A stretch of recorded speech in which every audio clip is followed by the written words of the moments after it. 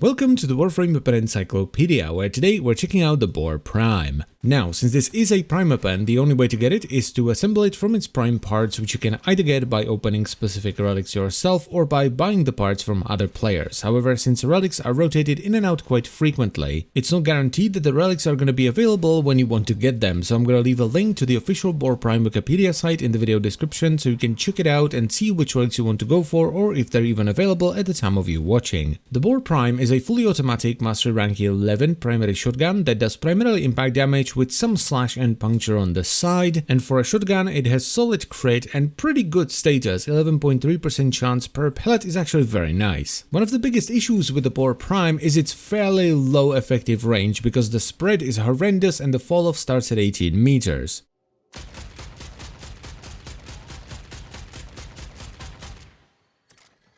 So you most definitely want to stick to short-range engagements. When it comes to the build, you actually have a few options here. This one right here is my favorite sort of standalone Boar Prime setup, which focuses heavily on status with corrosive and heat for really crazy armor stripping. This setup can do a lot of damage even at high levels versus most units after a few shots. And it's the one I use when I'm running with a Kavad, a Volbophyla, or a Kubro, or any other animal companion that cannot run a sentinel weapon. Now, some people like to try and brute force, slash and viral, but I don't think that's a good idea for the Boar Prime because you're not gonna get that many slash procs since you still have a ton of impact, and the slash procs are gonna be pretty weak due to the somewhat low base damage on the pellets. So if you really want to get some big boy damage, you want to run a setup like this, which is basically like the first setup, but it scales crit as well. But what you want to do with this is get a companion that can run a sentinel weapon and give it all 3 vigilante mods, which will supercharge your crit. This isn't something you should just do for the Boar Prime, it's something you should have in general because a lot of weapons will benefit from this heavily, and as you can see over here, the damage is significantly higher as you see yellow and orange crits flying around all over the place.